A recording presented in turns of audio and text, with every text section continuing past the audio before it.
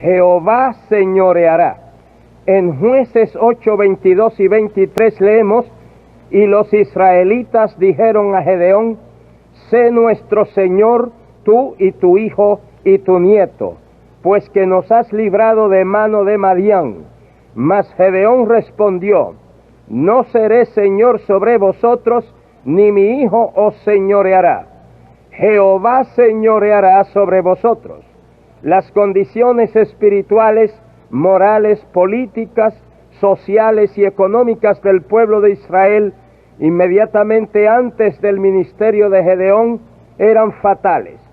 Dice la Biblia que hicieron lo malo delante de Jehová, y la mano de Madián prevaleció contra Israel, y los hijos de Israel, por causa del azote de los madianitas, se hicieron cuevas en los montes y cavernas, allí vivían, y lugares fortificados, pues sucedía que cuando Israel había sembrado, subían los madianitas y amalecitas y los hijos del oriente contra ellos, y los atacaban, y destruían los frutos de la tierra, y no dejaban que comer en Israel ni ovejas, ni bueyes, ni asnos. De este modo empobrecía Israel en gran manera por causa de Madián. Jueces 6 del 1 al 6. Pero luego también dice que los hijos de Israel clamaron a Jehová, y Jehová envió a los hijos de Israel un varón profeta. Por medio de este profeta, Dios señaló el pecado del pueblo, y es entonces que surge el llamamiento de parte de Dios a Gedeón para libertar a Israel de mano de los madianitas.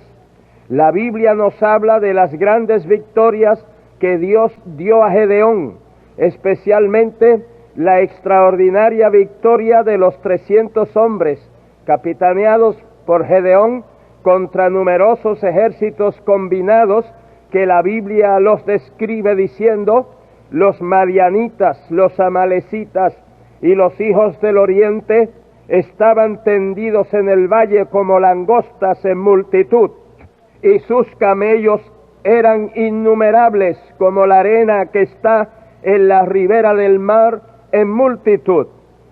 La Biblia resume las victorias que Dios dio a Gedeón diciendo: así fue subyugado Madián delante de los hijos de Israel, y nunca más volvió a levantar cabeza, y reposó la tierra 40 años en los días de Gedeón.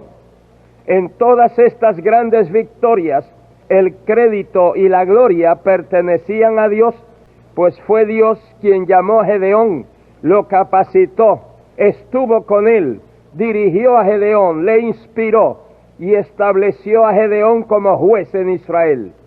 Así lo reconocía el propio Gedeón, pues en su gran batalla su consigna de lucha era por Jehová y por Gedeón. Pero el pueblo creyó que estas grandes victorias eran victorias de Gedeón. No reconocieron a Dios, que con una organización mínima, con un hombre, fue quien realmente les había libertado. Había sido Dios quien había levantado a Gedeón, quien había dado estas grandes victorias, quien había libertado al pueblo, pero el pueblo, en su espíritu de dureza y de incredulidad, no reconocía lo que Dios hacía, y pusieron su vista en Gedeón. Con el mismo espíritu que 135 años más tarde, el pueblo rechazaría a Dios y a Samuel para pedir rey como las naciones paganas, así en tiempos de Gedeón se olvidaron de Dios, se olvidaron que Dios era el verdadero gobernante de Israel, y vinieron a Gedeón, y queriendo ejercer un derecho que no les correspondía, dijeron a Gedeón: sé nuestro Señor, tú y tu hijo y tu nieto, pues que nos has librado de la mano de Madián. En esta declaración no hay ningún reconocimiento para Dios, todo el reconocimiento es para Gedeón. Dios había llamado, capacitado y establecido a Gedeón como libertador y como juez de Israel, para que con la dirección divina administrara justicia y guiara al pueblo, Pero el pueblo quería a Gedeón como señor, como rey, pues pretendieron establecer una dinastía. Sé nuestro señor, tú y tu hijo y tu nieto. De ese modo abrogaban la teocracia, o sea, el gobierno de Dios, para implantar una especie de monarquía democrática. Ellos no querían al Dios invisible, querían al hombre visible. Si Gedeón aceptaba el nombramiento de ellos, Gedeón dependería de ellos, sería su instrumento a quien podrían manejar. Ellos no querían la perfecta organización de Dios porque no podían controlarla. Ellos querían la imperfecta organización humana que ellos implantaran para manejarla a su antojo.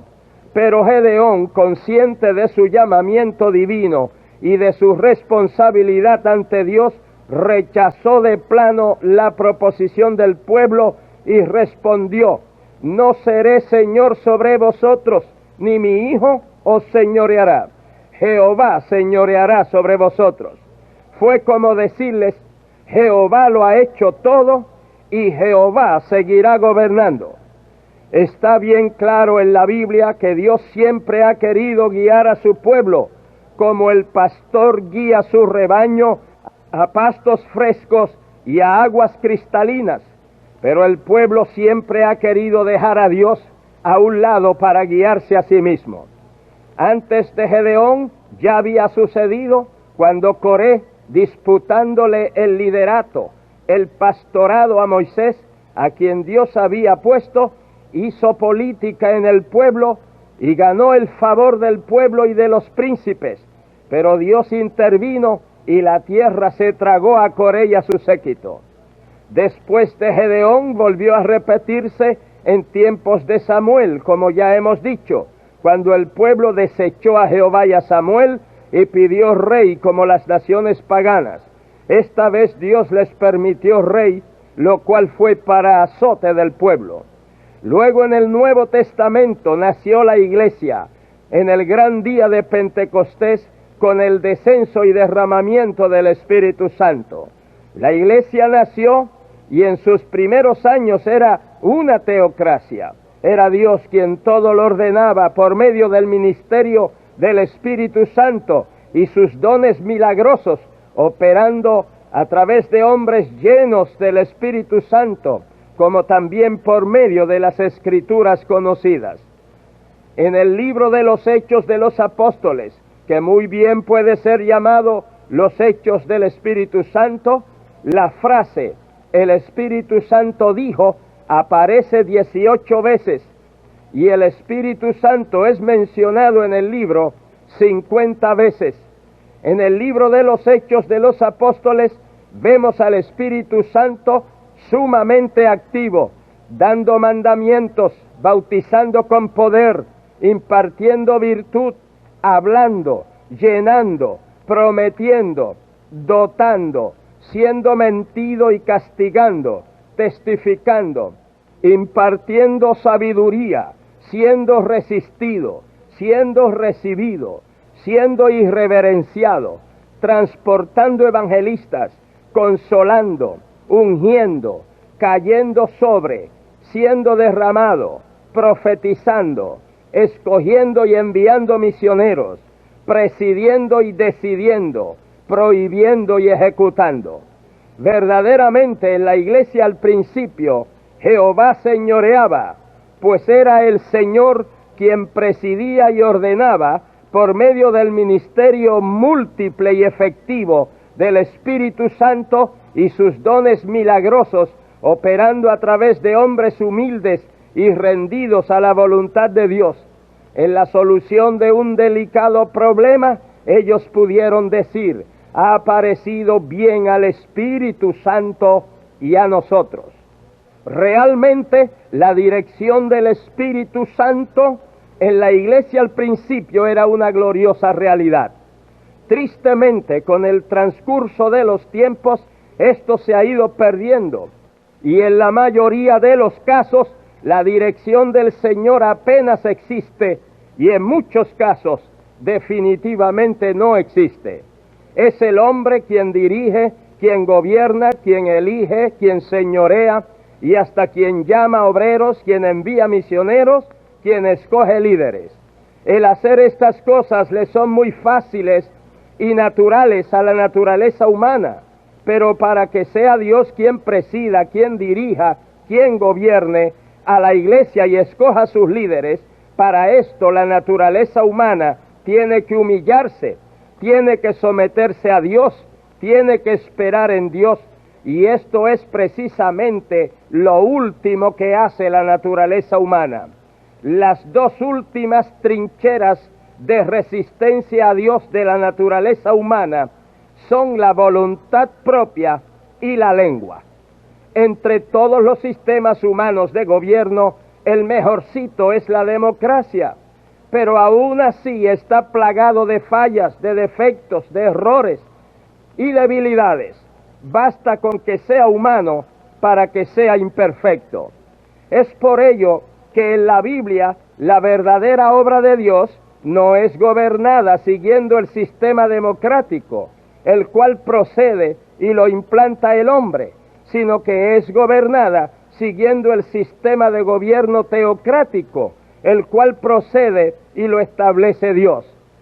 Quiere esto decir que tanto en los tiempos bíblicos como hoy día, la verdadera obra de Dios no es gobernada por ningún sistema de gobierno elaborado por los hombres, sino por el sistema de Dios. En los mensajes de Cristo a las iglesias de Éfeso y Pérgamo, los cuales aparecen en Apocalipsis, el Señor afirma 3 veces que Él aborrece las prácticas de los nicolaitas. Esta palabra está compuesta por 2 palabras, Nico, que quiere decir conquistar, y Laos, que significa gente, pueblo. Esto es, conquistar gente. En términos de hoy, hacer política y elecciones en la iglesia a favor o en contra de candidatos a pastor o a cualquier otro cargo. El Señor aborrece eso, porque es a Él a quien le toca llamar, escoger, gobernar, establecer. Y además, porque ese sistema politiquero propio de sindicatos en las iglesias que lo practican ha causado muchos trastornos, conflictos, divisiones y violencia. El Señor previó que ese espíritu de nicolaísmo abundaría en estos días del fin y lo señaló y lo censuró también en el mensaje a la iglesia de Laodicea. La palabra Laodicea también está compuesta de 2 palabras, Laos, que ya dijimos que significa gente, pueblo, y dique, que significa costumbre, manera, derecho. Esto es la costumbre, el derecho, el gobierno del pueblo. Y hoy día vivimos en tiempos cuando la iglesia, la obra de Dios, generalmente hablando, está gobernada por el hombre y no por el Señor. Por esto, para hoy día también son las palabras de Cristo a la iglesia de la Odisea. Yo estoy a la puerta y llamo. El Señor está afuera, queriendo entrar para dirigir, mas no le dan entrada, porque ellos saben que si el Señor entra, lo cambia todo. En la Odisea decían, no tenemos necesidad de nada, ni del Señor. Cuando en una iglesia o misión el Señor realmente dirige, no se ve un despliegue de organización humana, y algunos expresan que tal iglesia o tal misión no tiene organización. Sí la tiene. Es una organización mínima, al estilo bíblico, que no tiene que hacerse conspicua, ni tiene que alardear, porque precisamente es el Señor quien dirige. A la naturaleza humana le gusta el espectáculo, el reconocimiento, a una costa del reconocimiento a Dios.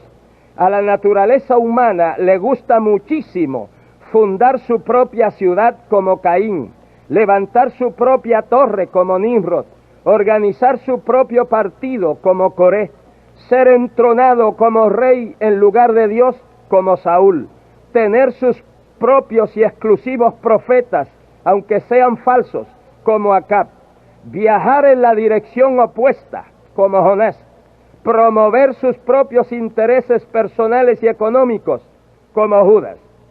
En la medida que en la iglesia la naturaleza humana va elaborando e implantando sus propias superorganizaciones y superestructuras, así se va ausentando el Señor de esos sectores. Ante esta fiebre de asfixiantes superestructuras, un obispo metodista en Estados Unidos dijo, y citamos, la iglesia tiene una organización que puede rivalizar con la General Motors. Esto es ridículo. Termina la cita. En la historia de la Biblia y en la historia de la iglesia está probado hasta la saciedad que Dios puede hacer prosperar grandes empresas con un mínimo de organización. En tantas ocasiones, vez tras vez, vemos que toda la organización que necesita es a un hombre rendido a su voluntad, un hombre obediente a su palabra. Con un Job enseñó paciencia, con un Noé vindicó su justicia, con un Abraham demostró la fe, con un Moisés libertó a un pueblo, con un Josué estableció ese pueblo, con un Elías cerró y abrió el cielo, con un David afirmó un reino, con un Isaías reveló al sufriente Mesías, con un Ezequiel describió las glorias del cielo, con un Daniel anticipó la historia. En lugar muy especial, con el Cristo redimió la raza, con un Esteban inició el martirologio, con un Pablo interpretó a Cristo, con un Juan nos dio el Apocalipsis. Y luego a lo largo de la historia de la iglesia, nuestro Dios, con hombres humildes, rendidos, obedientes, ha vencido imperios, conquistado reinos, transformado vidas, evangelizado al mundo, combatido herejías, fundado iglesias y denominaciones, traído grandes avivamientos espirituales, cambiado el curso de la historia. ¿Y qué más digo? Porque el tiempo me faltaría contando de los Policarpo, de los Savonarola, de los Juan Hus, de los Juan Knox, de los Lutero, de los Wesley, de los Pensotti y de una pléyade de hombres y mujeres luminarias de la fe que en las manos de Dios hicieron proezas. Algunos no aprenden ni de la Biblia ni de la historia que Dios, quien siempre debe señorear, todavía llama, escoge, capacita a hombres y les encomienda una tarea o empresa especial. Y por lo mismo que no aprenden o no quieren aprender, cuando ven a alguien realizar una labor que a ellos no les ha sido encomendada, entonces censuran. Recientemente el más alto oficial de un concilio dijo, nosotros no tenemos un hombre institución, sino que tenemos una institución que depende de algunos hombres. A los hombres que Dios toma y los usa como Él quiere, este oficial, en tono despectivo, les llama hombre institución. Es una lástima que entre tantos no tengan ni uno solo de estos hombres que Dios busca y que el mundo tanto necesita. Es una lástima que tengan una institución que depende de hombres. Pero es así, es el hombre quien señorea. El apóstol Pedro amonestó, apacentad la grey de Dios, no como teniendo señorío sobre los que están a vuestro cuidado. Nosotros preferimos que Dios tenga todo el señorío. Él es el dueño de la obra, que Él dirija, que Él escoja, que Él lleve su obra adelante, que nosotros nos sentimos felices siendo sus colaboradores, sus obreros, sus instrumentos, esclavo de Cristo, dijo San Pablo. Estando mi esposa y este servidor como misioneros en Cuba, en los últimos 4 años allí, Dios levantó 45 iglesias. La obra estaba preciosa y creciendo. A fines del año 1960, cuando el actual régimen llevaba casi 2 años, Dios nos habló que teníamos que salir de Cuba. En oración le dije al Señor, Señor, ¿y la obra? Él me contestó, la obra es mía. Volví a preguntar al Señor, ¿y qué hago? El Señor me dio todas las instrucciones. Me dijo que reuniera a los pastores y obreros por provincias y dejara 1 o 2 a cargo de la obra en cada provincia. Cuando el Señor me dijo 1 o 2, puso en mi corazón quiénes eran las personas que debían quedar al frente de la obra. ¿Ve usted? Dios señorea, Dios ordena, Dios dirige. Hace algunos años también en Cuba y en el actual régimen, una denominación pentecostal celebraba su convención. Cuando estaban en las elecciones para elegir los oficiales, habían nominado 2 candidatos para la superintendencia. Entonces alguien nominó un tercer candidato que era un pastor campesino sin preparación académica. Comenzó un murmullo, una murmuración, un alboroto. El moderador, no pudiendo controlar la situación, pidió que todos se pusieran en pie para orar. Comenzaron a orar e iban levantando la voz en la oración.